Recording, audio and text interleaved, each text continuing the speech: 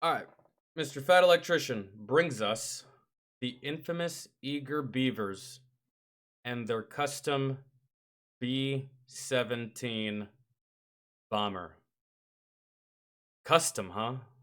I'm jealous. I wish we would have got to customize our vehicles from the stock vehicle that we signed for whenever we got it.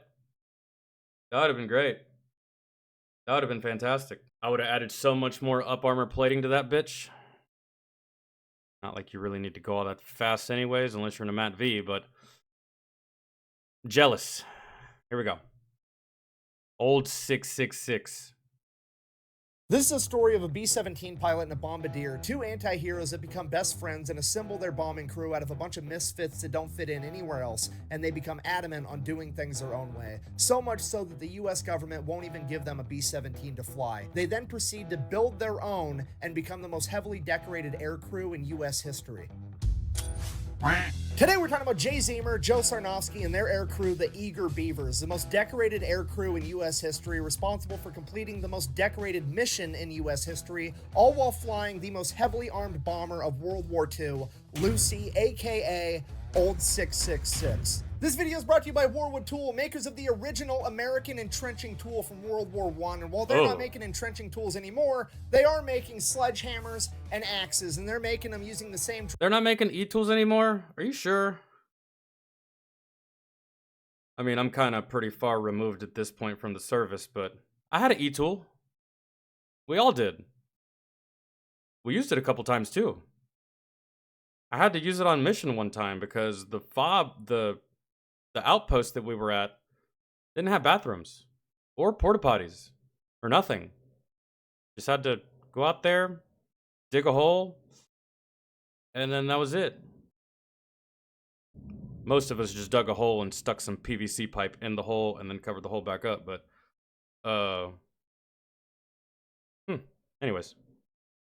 Drop hammer forging techniques that they used back in World War I, right out of West Virginia. If you need a tool for the rest of your life, check them out. This video is also brought to you by LAS Concealment. Full disclosure, I originally turned them down as a sponsor because I've done several holster making companies before, and I just think it's disingenuous to have a bunch of sponsors for the same type of product. So I said no. Despite that, they decided to send me a holster anyways for free, and it actually ended up becoming my favorite holster and the only one I've been carrying lately. So, moving forward, they are going to be the only holster. They basically just told Fat Electrician, listen, bitch, our product is fantastic and we know you're going to goddamn like it, so fucking take it, okay? Take it. Sponsor of the channel. I need a corporal. You're it until you're dead, or till I find somebody better. I wonder if I could get LAS to make me a holster for my sledgehammer. Probably. Anyways, back to the video. I'm pretty sure they Starting off will. with our pilot and main character, Jay Zemer. Born in 1918, he grew up in Pennsylvania with a pretty wealthy family. For high school, he was sent to a military boarding school in Culver, Indiana. While there as a freshman, despite the school's policy on no students having vehicles, he managed to acquire a Willys Motor Company Whippet, the direct predecessor of the Jeep. And he managed to turn this thing into an absolute hot rod, better than it ever ran before, until the school finally found out that a student had a car, which was against the rules, so he had a disciplinary meeting with the dean. He goes into this meeting with the dean and he's like, look, I'm in the engineering program, I'm taking all the engineering classes, I want to go to school to be an engineer, I just rebuilt a motor and I'm 14 years old, you guys should treat this as extra credit. To which the dean, being cool, is like, well, take me for a test drive, and we'll see. Hey, takes the dean for a test drive. fantastic. Dean has a great time. He ends up giving him extra credit and That's a good dean. letting him keep the car the entire time he's at military boarding. That's great. So his grades were a little lackluster his freshman year because he was busy restoring a car. After that, he aced absolutely everything from sophomore to senior year. He goes on to apply to go to MIT to become a civil engineer. He gets rejected by MIT because his grades were lacking his freshman year. So he drives his Whippet that he rebuilt all the way to MIT, and he camps outside the admissions office for days until they agree to meet him. He then goes in and proceeds to persuade the head of admissions to let him into MIT. So he gets into MIT, goes on to become an engineer. While he's at college, he joins the ROTC program, which is like the... This dude literally said, you're gonna let me into this fucking school, whether you like it or not. Otherwise, I'm just gonna stay here forever. pre-officer training program that they have at most colleges. While he's there, he ends up flying a plane and he absolutely loves it. It is now his new goal in life to become a fighter pilot. So naturally, he applies to go off to Army Air School to become a pilot, at which point he is pretty much immediately informed there's a 0% chance that he will ever get inside of a fighter plane because he's way too big. At this point in time, they only let the smaller guys be the fighter pilots, and all the bigger guys had to go work in bombers, and Jay was a big dude, well over 6 foot. Yeah. So it's not exactly what he wanted, but it is the next best thing. No big deal. He goes in, does the paperwork, does the physical exam. Bad news, Too tall. his eyes suck, and his vision is not good enough to become a pilot. So Another blind guy. Oh my god. So the entire notion of being a pilot gets shelved for now, at least. He goes back to college, continues going through the ROTC program to be an Army infantry officer, and while this is going on, he's constantly researching on ways to make his eyes better, and he finally comes across this crazy optometrist named Dr. Bates, and he has the Bates method. Basically, this method wanted to treat your eyes like they were muscles. Bates believed that glasses enabled your eyes to be lazy, so he would crush his patients' glasses and then force them to do a bunch of eye straining exercises in hopes of building up better vision, similar to how you would lift weights to get bigger muscles. One of these I feel like that would just cause a headache.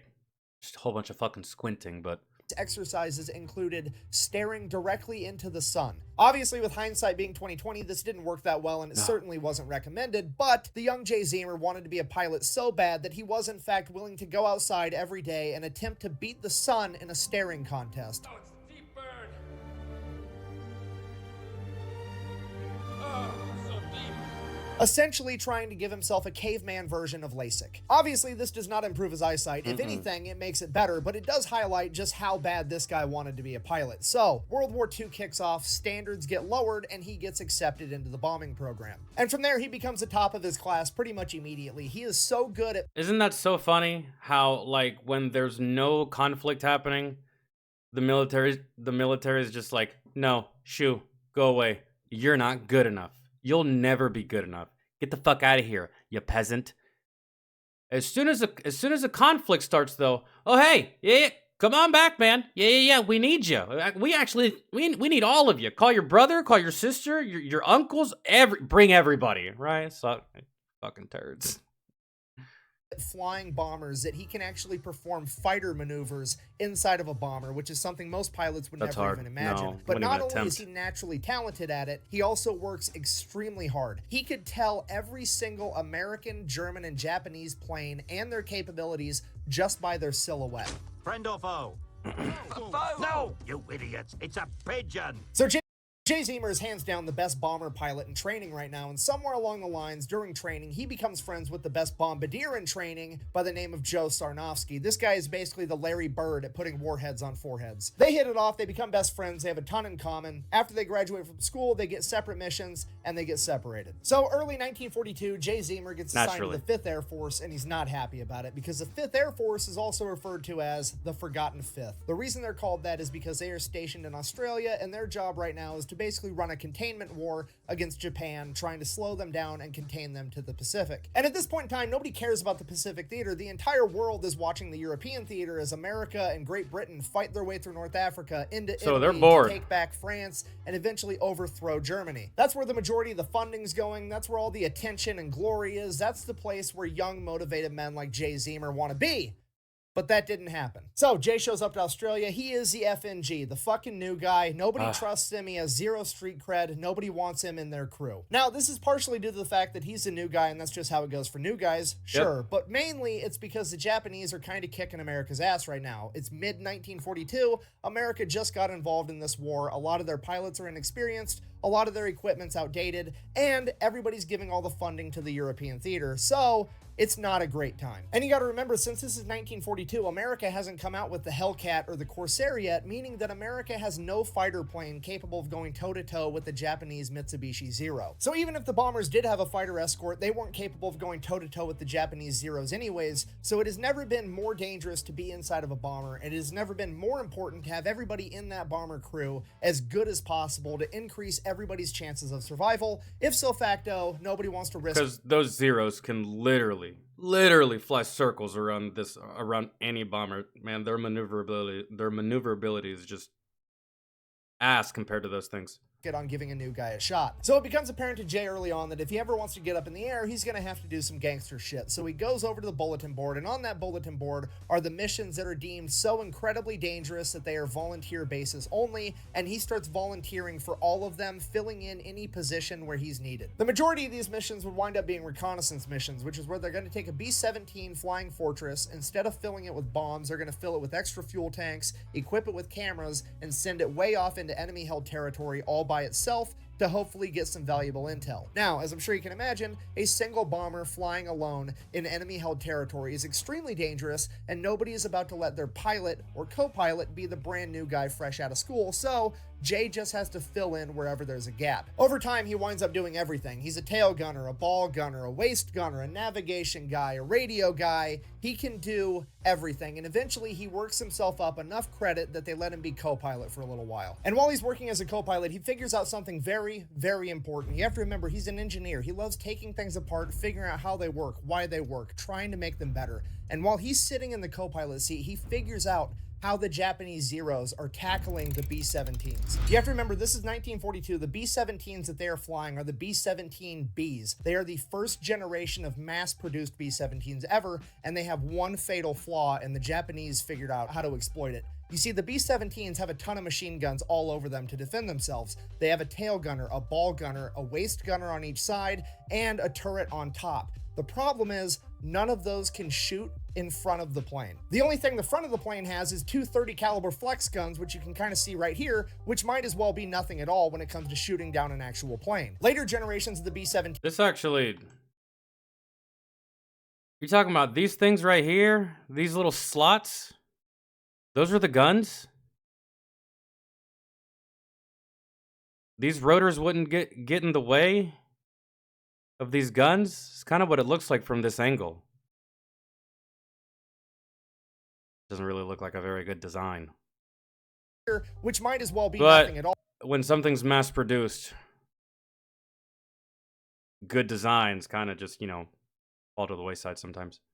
When it comes to shooting down an actual plane. Later generations of the B-17 would end up getting more firepower and turrets on the front to help alleviate this issue, but at this point in time, they didn't have that, so the Japanese Zeros would approach from behind, well out of range of the machine guns, pass the B-17 altogether, and then go and do a U-turn and approach the B-17 head on and shoot it down, where the B-17 had no way to defend itself. And during his time as a co-pilot, Jay Zemer caught on to this and developed a plan. Fast forward, Jay Zemer on his first mission, he finally got enough street cred, and there was finally a mission dangerous enough that they were going to let him be the pilot. Sure enough, a Japanese Zero shows up, does the exact same thing, passes outside the range of the guns, does a big U-turn, comes back to confront Jay's B-17 head on. As soon as the Zero gets within range, Jay takes his B-17, turns it up on a wingtip, and banks, exposing the belly of the B-17 to the Zero, forcing the Zero to go the exact opposite direction and down, putting it directly in the firing lines of both the belly gunner and the tail gunner,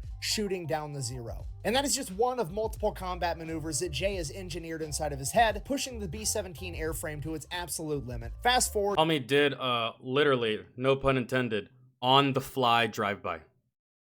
End of the mission, he lands the plane, no problem. The entire crew gets out and swears that they are never getting on a plane with Jay Zemer flying it ever again. And that becomes the new norm for a couple months. Jay went from the new guy that nobody trusted to fly to now he's so good, he's crazy, and we're scared to fly with him. That was until a bunch of new reinforcements showed up on the island, and among them was none other than his best friend, Larry Bird. I mean, Joe Sarnofsky. There you go. So Jay and Joe start volunteering to go on a bunch of dangerous missions together. Same thing happens every time they fly on a mission. Pretty much everybody else on the plane refuses to ever go on a mission with those two ever again because they're absolutely crazy. But every once in a while, they find somebody just crazy enough to keep flying with them. And over the course of a couple months, they build up an entire air crew that starts volunteering together on every dangerous mission available, earning them the nickname, the Eager Beavers. Making up the team, we have Bud Thule, apparently the only man smart enough to be a navigator and crazy enough to fly with these guys. And then, of course, we have Jay Zemer as the pilot, Joe Sarnofsky as the bombardier, and from there, it just gets completely out of hand because after that, we have the radio expert,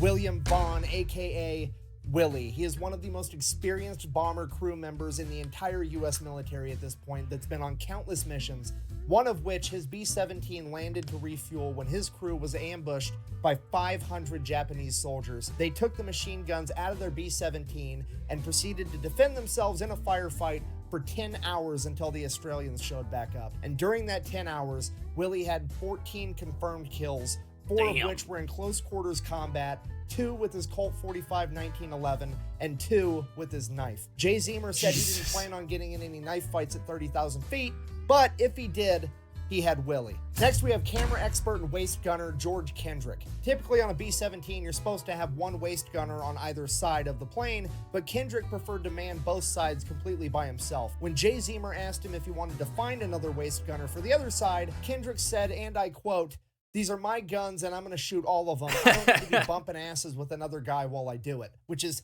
the most American shit I've ever heard in my entire life. Next, we have Johnny Abel, a 19-year-old farm kid that's so mechanically gifted that he is deemed more valuable as a mechanic on the ground than he is Obviously, his last name's Abel. as a member of a bombing crew. Despite that, he wants to be a pilot. So, Jay is teaching him how to become a pilot, but in the meantime, he's the topside turret gunner. Next, we have the tail gunner, and he is the biggest, fastest, strongest man in the entire 5th Air Force, Herbert Pugh, aka Pudge. There was a couple other stragglers that came and went on a couple missions here, a couple missions there. But this right here was the dream team.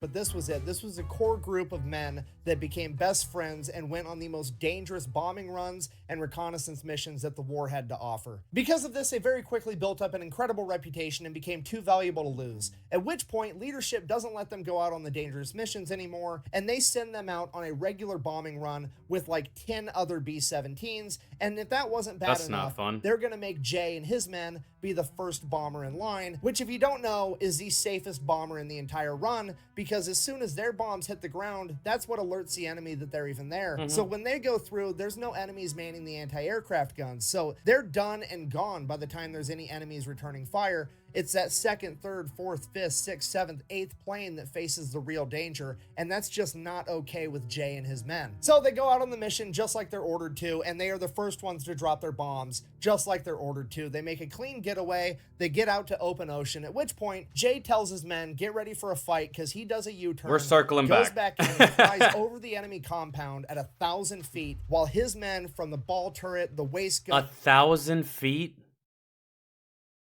In a bomber? Fucking psychopath. Jesus. That's so low to the ground for a plane of that size?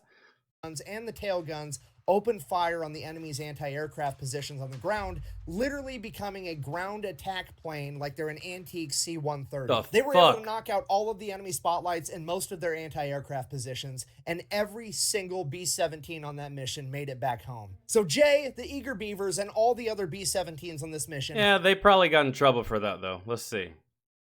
...make it back to base completely okay, at which point... Jay is treated like a hero by his commanding officers. Okay, no, never I'm just mind. kidding. You see, the commanding officers can't give themselves a bunch of medals if their men are defying orders but doing the right thing because it makes them look bad. So naturally, Jay is somehow the bad guy here. So he I knew it. and the Eager Beavers are all confined to quarters.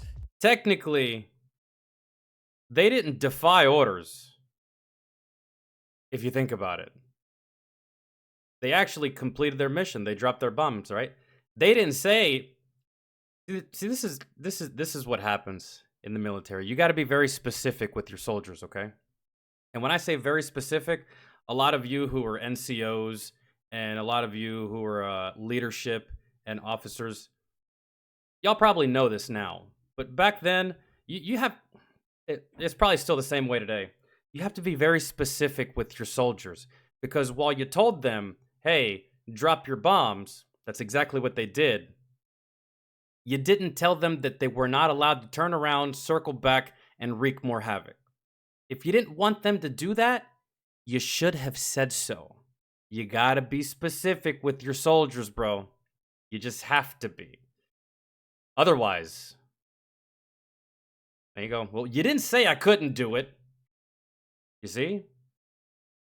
Pending court-martial. The only reason that Jay and his entire crew weren't kicked out of the military right then and there was because there was a journalist in Australia with the 5th Air Force that heard the story from one of the other B-17 crews and they reported on it, writing a story that would end up getting read by a congressman that wanted it investigated, and he demanded and ordered that chain of command to give Jay, Joe, and all of his men on that air crew a silver star. So at that point, Jay and all of his men get a silver star. Leadership just kind of has to drop the issue, but also, fuck these guys. We're not going to give them easy missions anymore. We're only going to give them the hardest missions we have. Good. And if they die, they die. We don't really care anymore because...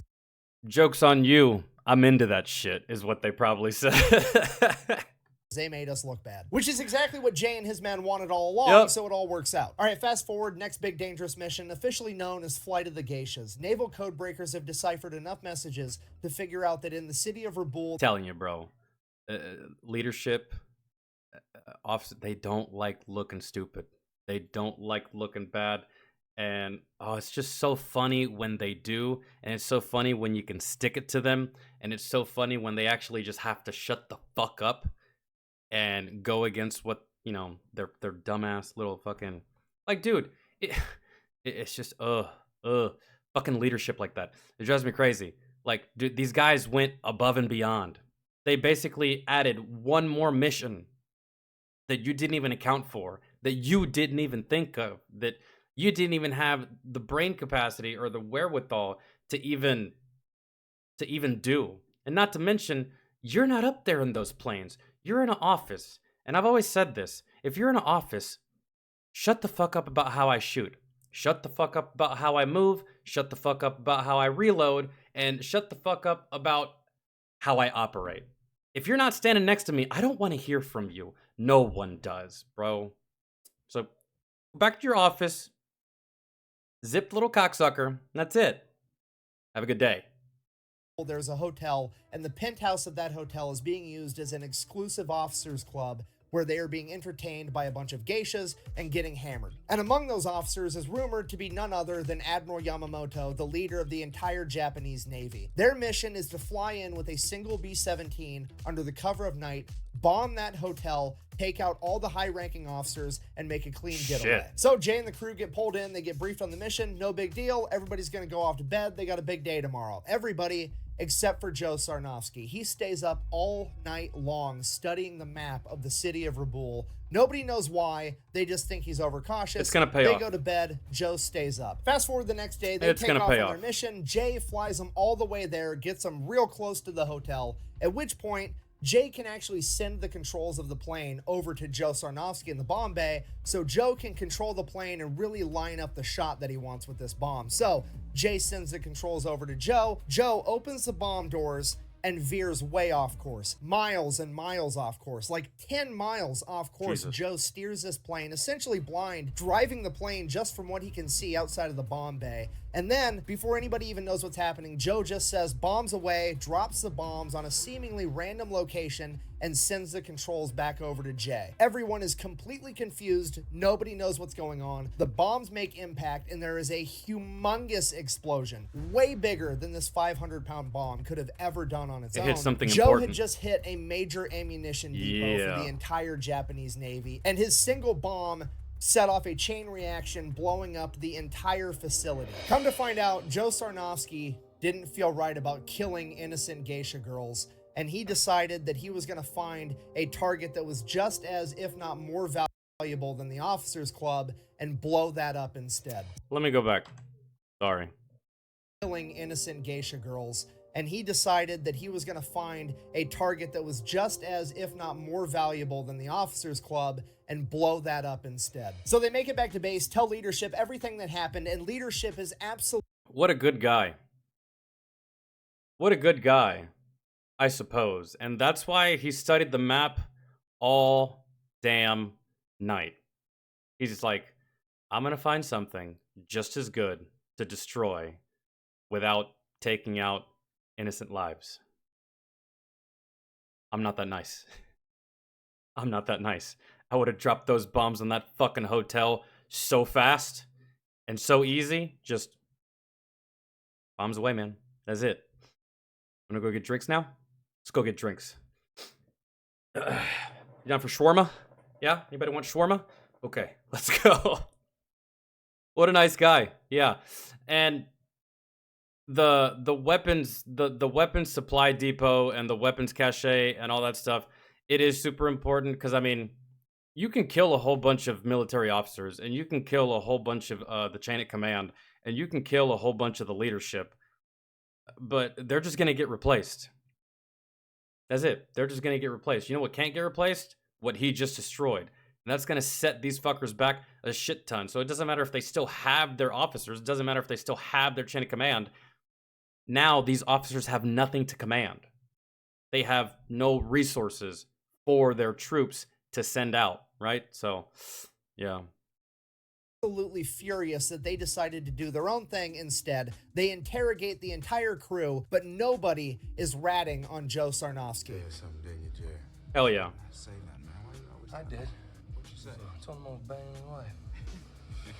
So as a punishment, they're ordered to do the mission again, and this time do it right. But that is essentially a death sentence because now they know that the Americans are bombing the city, and they're going to be on high alert. So they're just going to do it anyways, and I think leadership was actually trying to get them killed, but it's not really going to work out that way. So crew goes to bed early. Joe Sarnofsky stays up all night again studying the map of the city of Raboul. And yet again, the same exact thing happens. Jay gets him all the way there completely undetected, sends the controls of the plane over to Joe. Joe opens the bomb bay, veers way off course, miles and miles off course, bombs a seemingly random location, and there is an even bigger explosion than the day before. It is an enormous explosion. Jay had just taken out a major fuel depot, again, for the entire Japanese Navy. They make their way back to base, at which point they are effectively grounded, and leadership will never give them a B-17 to fly again because they refuse to follow orders. And they are given absolutely no credit for single-handedly bombing major fuel and ammunition depots in the... Not to mention, that second run,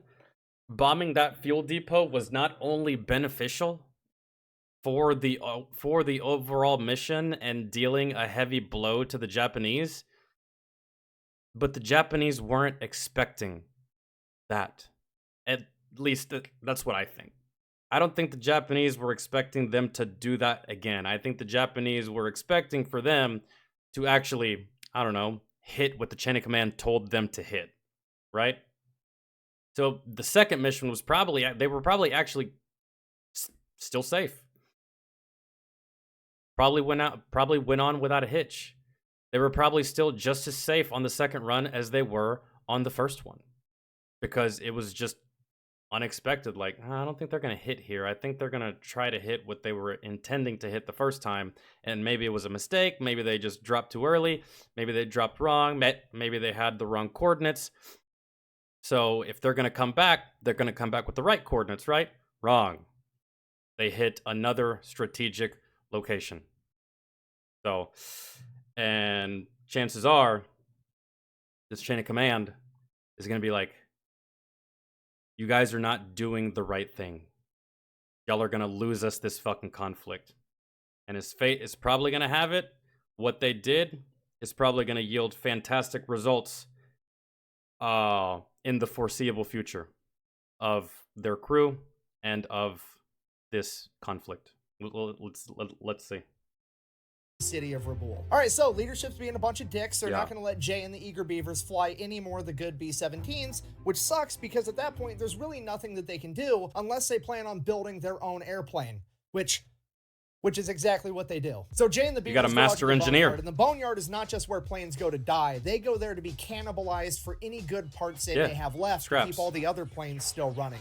And what they come across is what used to be a B-17. It has been stripped of every usable part and is covered in bullet holes, and there is no way that this thing is gonna fly. The only identifying characteristics of this plane at all was the faded word Lucy up on the front and the tail number 2666, which would later bring about its nickname, Old 666. So now they have a plane, they just need to fix it, a seemingly impossible task, but they have Jay Zemer, the engineer, and Johnny Abel, the 19-year-old mechanical prodigy, that set forward restoring this plane, while everybody else on the crew goes out and steals all the parts they need to do it. I mean, strategically tactically acquires to an alternate location. Some of the equipment that the Eager Beavers managed to acquire included 4 new Cyclone engines, radio equipment, camera equipment, and 19 50 caliber machine guns. Right off the bat, we have a problem because right around the time that the Beavers start finding all of this amazing equipment, a bunch of other air crews seemingly have lost a bunch of their amazing equipment. So a bunch of them are going to go back and try to steal it off of old 666, at which point the only logical solution is for the entire crew to start living on old 666 while they restore it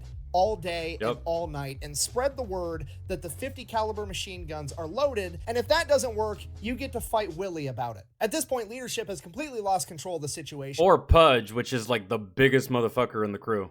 And everybody's calling Jay Zemer and the Eager Beavers pirates, renegades. Everybody's looking at leadership to stop them, at which point leadership is kind of like, fuck, I think they might be talking to me too, and I don't want to fight Willie, so we're all just going to look the other way. Like we talked about earlier in the video, there's not much firepower at the front of a B-17, so they take a 50 caliber machine gun, mount it right on the nose cone, and they line it up with the rivet line going down the center of the cab, and they rig it up so that there's a button inside the cockpit for Jay Zemer to hit to be able to fire the 50 caliber machine gun. So all he has to do is aim the rivet line at the enemy and fire. He calls it his schnozzler gun. Then the other two 30 caliber guns on the front of the B-17 are replaced with 50 cals. The navigator compartment usually had one 30 caliber machine gun. Now it's gonna have dual 50s. Then the seat for the radio guy, who typically never even had a gun, oh well, we're gonna cut a hole in the plane and give him two 50 caliber machine guns as well. Then we get to George Kendrick's area, the waist guns. Typically there's one 50 caliber on each side.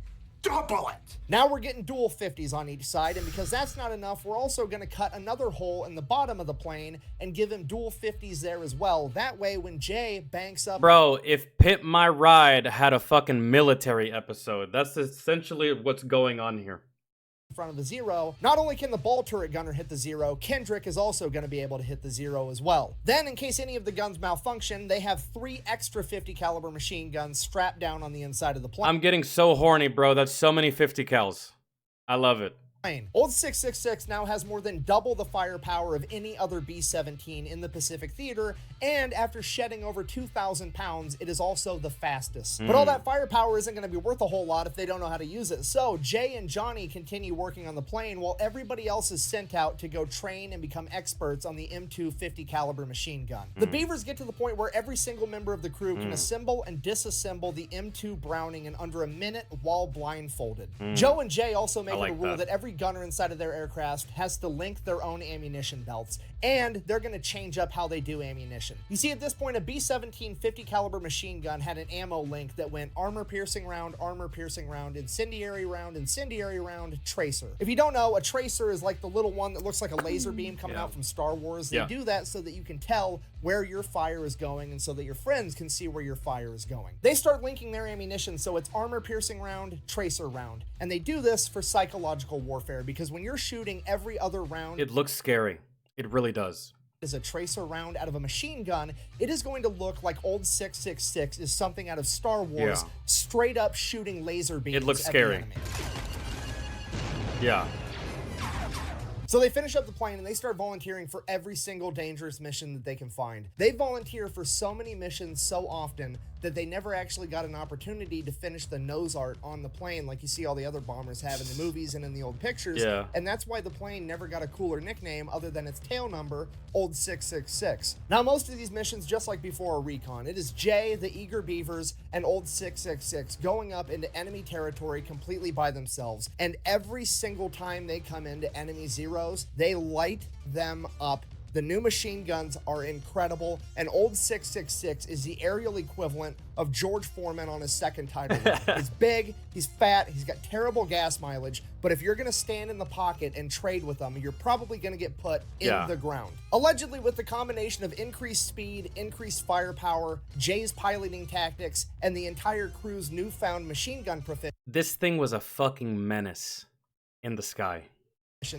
They were shooting down so many enemies that it became unbelievable. So the crew came back and people started doubting them. So they're like, fine, we're just gonna rig up the cameras to turn on every time we start firing the machine guns That way, we film us shooting down the enemy fighters, which is the most world star shit I've ever heard in my entire life. They were literally kicking so much ass that to get people to believe them, they had to prematurely invent the GoPro 7 years ahead of time. The beatings continue for a little while. Old 666, the Eager Beavers, and Jay Zemer build up this enormous reputation, and eventually leadership would approach Jay with the most dangerous mission he'd ever heard of. All right, so here's a mission. The Marines are going to make a 40,000...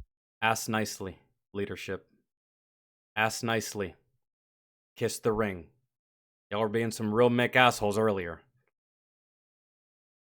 Come correct.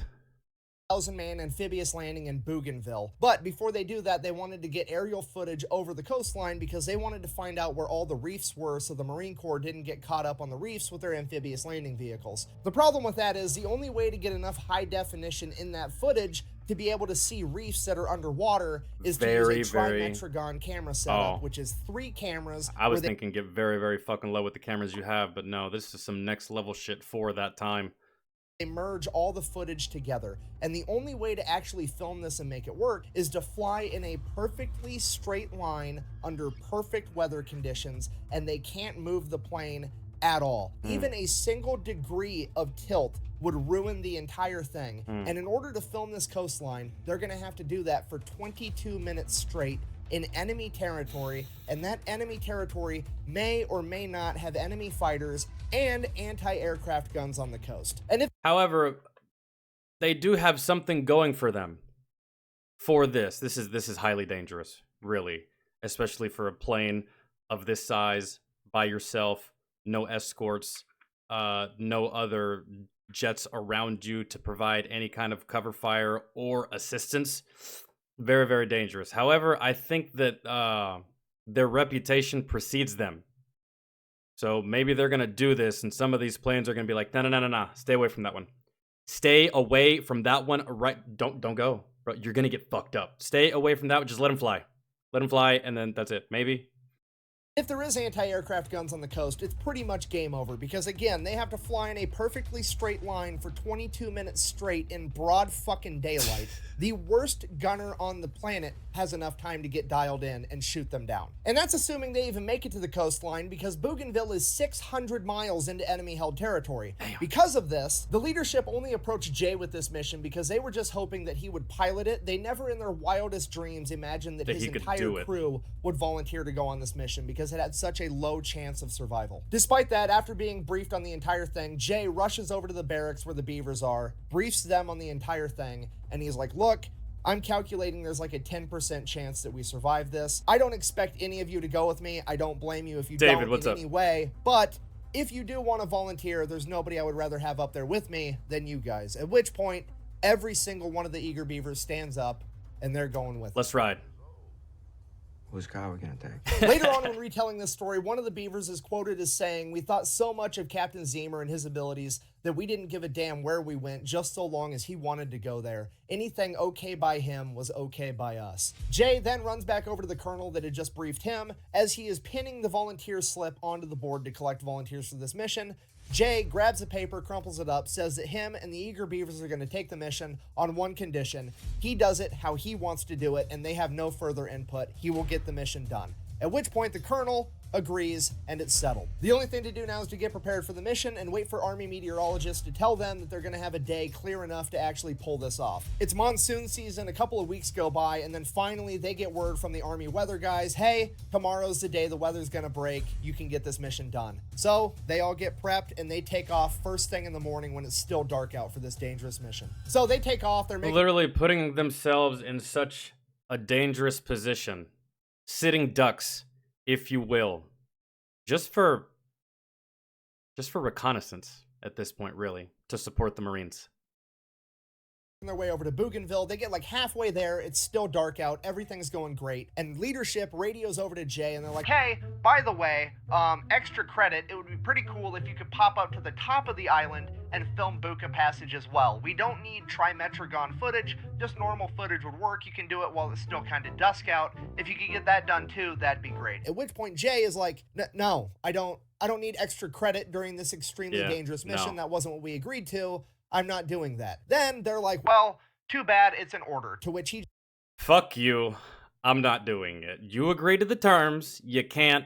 You can't. You don't get to make the rules anymore. Bye. just like hangs up on the guy. Yeah. He doesn't really care. He's going No. to do what he wants anyways, Yeah. because that's been his MO the entire time. Yeah. But fast forward, they get all the way to Bougainville. It's still too dark out for them to start filming with this Trimetragon footage. So Jay asks the crew, and he's like, look, I can do a U-turn. We can fly 15 minutes out over the open ocean, do another U-turn, come back. That'll be half an hour. That should be bright enough by then. Or we could fly like 45 minutes north, film Buka Passage, and then come back and do this after. And the crew is like, whatever, I don't care. So they go, they film Buka Passage, then they come back. It is now broad daylight, so they start filming their Trimetragon footage. They get 5 minutes into the 22-minute run, and they come up on a Japanese airstrip. And on that airstrip is over 20 Japanese Zeros, and he can see men running out to the planes to come get him. Now, Jay doesn't realize it at this point, but these weren't just normal Japanese Zeros. This was one of the best fighter squadrons that Japan had that was specifically brought in to go take out Admiral Halsey. And in this squadron, they had 2 aces with a combined over 30 confirmed air-to-air kills. And even if this wasn't a specialized battle,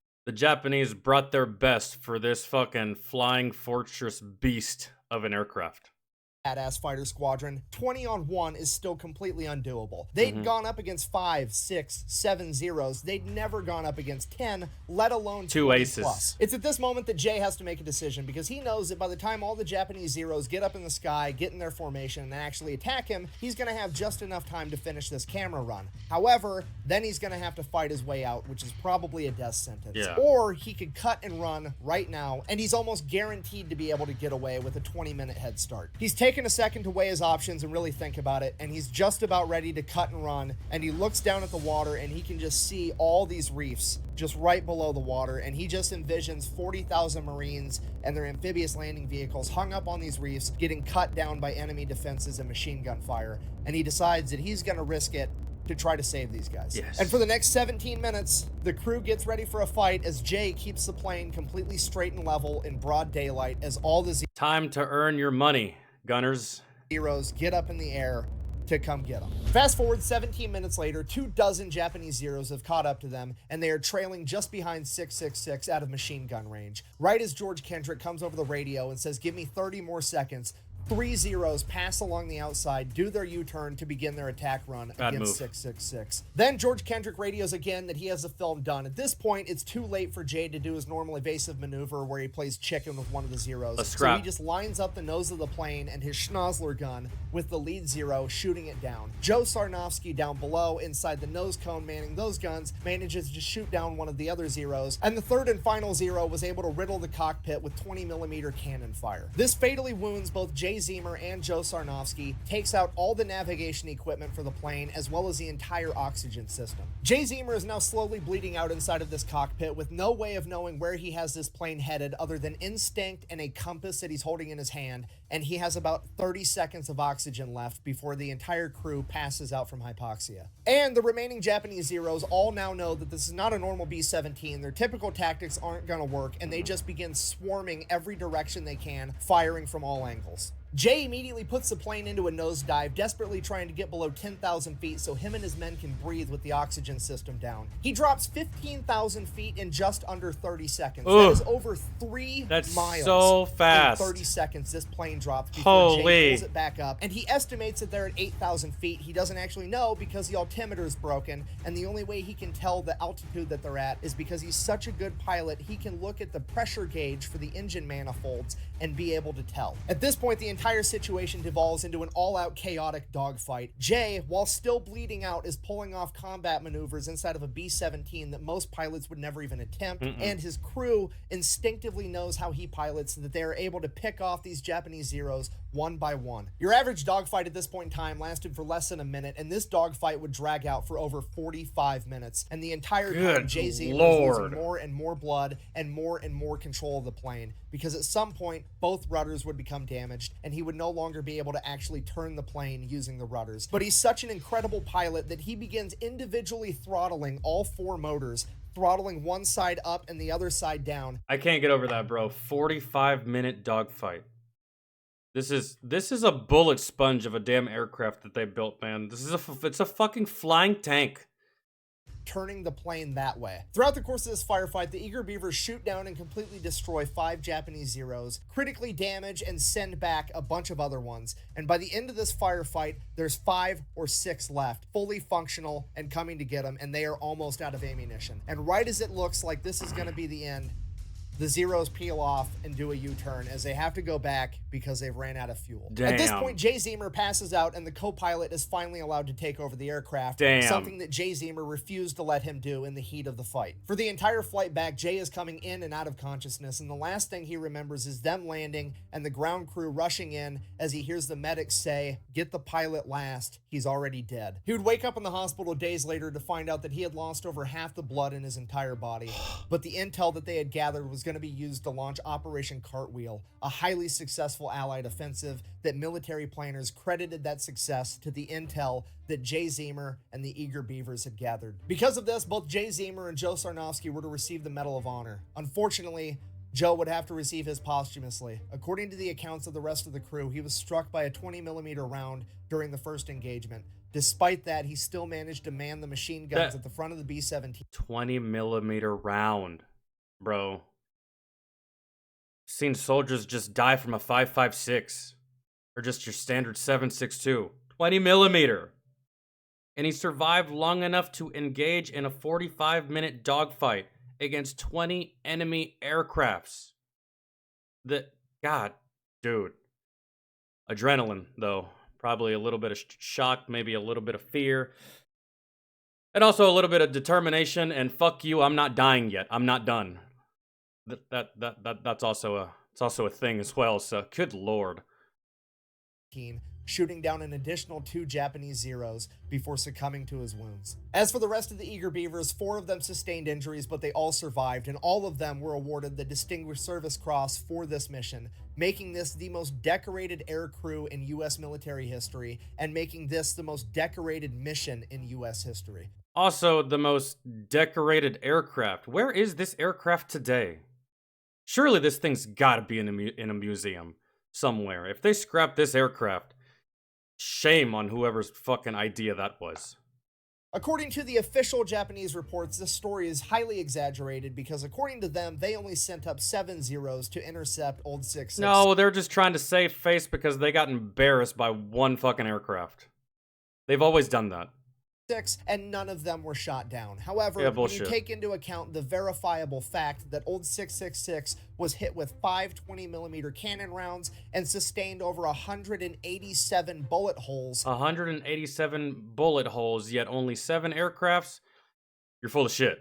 And the crew depleted all of their ammunition, literally thousands of pounds of 50 caliber rounds. It kind of sounds like the Japanese official reports are fucking lying so that they don't look bad. Yes. In conclusion, now you know the story of Jay Zemer and the Eager Beavers, a bunch of young men that blurred the lines between bravery and insanity that ultimately were deemed so reckless that the government wouldn't give them a B-17 to fly, so they built their own and became the most decorated air crew in American history. Thank you for watching. Best way to support the channel. Sometimes you need to be just a little bit insane, man. Just a little bit insane to get the job done. Can't just be, yeah. And sometimes that's what it takes. Sometimes it just takes one crazy fucking bastard, or in this case, one crazy ass crew to get the job done. And why not use this crew, right? As much as you possibly can. I don't know why the chain of command fought so hard. They fought back against this crew so hard and so vigorously. And I'm just like, bro, let them do it. If they fail, they die, they're out of your hair. And if they succeed, you look like a fucking genius because you sent these dudes to do some crazy shit. They actually accomplished some crazy shit, and now you look like a badass commander. So it's a win-win for the chain of command. I don't know why they fought so hard again. It's because they made them look stupid. And I'm telling you, bro, when it comes to high-ranking NCOs and officers, man, they get hella butthurt when they look fucking stupid. And that ego will cause them to do uncharacteristic dumb shit. Or say stupid shit. Or do stupid things. So, yeah, you make them look stupid. They're done giving you the benefit of the doubt. Really. But, yeah. Let's go buy some merch over at thefatelectrician.com. Quack bang out. That was a long video this time around. When you're editing this one in post-op, just cut out all the parts where I got teary-eyed. Those weren't emotions. My office is infested with onion-cutting ninjas.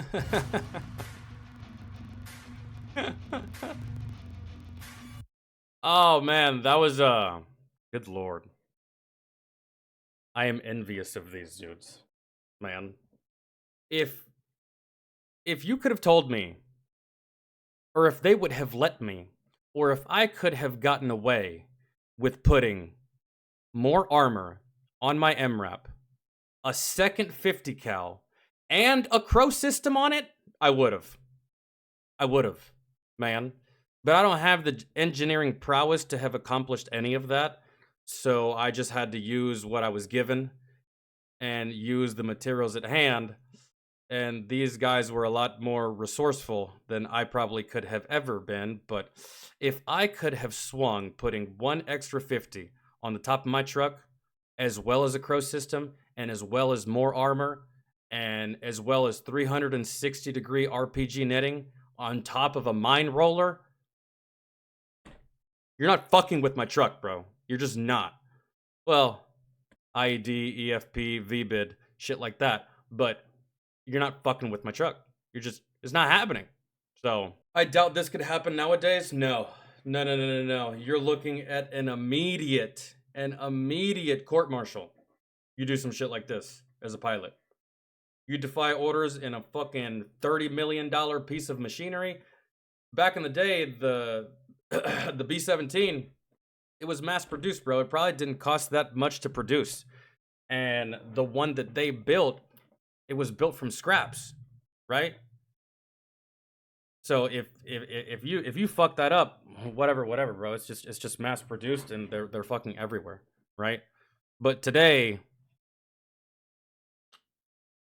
you do some shit like that as a pilot in an F-22 or F-35 or any one of the number of jets that we have in our arsenal, that is an immediate court-martial. You'll never touch another plane. Ever.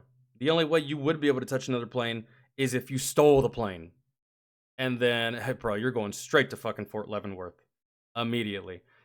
This probably wouldn't happen. I'm surprised it didn't happen to them, because all of the actions that they took are court-martial offenses, man.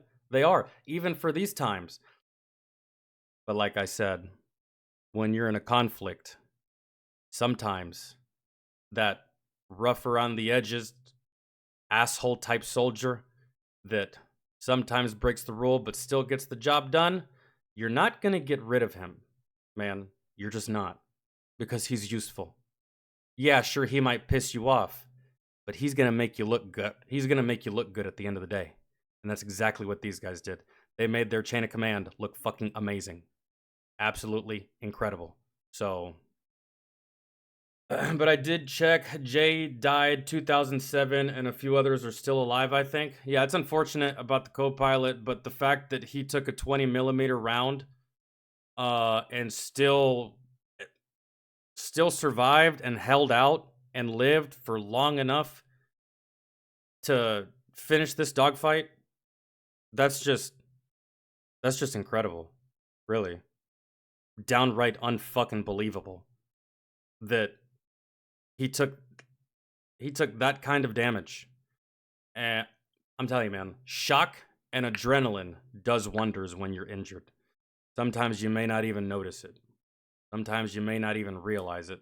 And there was probably a point where that was exactly the case during this dogfight. Both of them are probably bleeding out profusely, but they're still doing their thing, and they're still, presence of mind, 360-degree awareness, stuff that you train for, keeping your calm, keeping your cool, keeping your nerves, and all that stuff like that. You train for all of this kind of stuff, and they probably trained extensively, and they were a very, very tight-knit group. So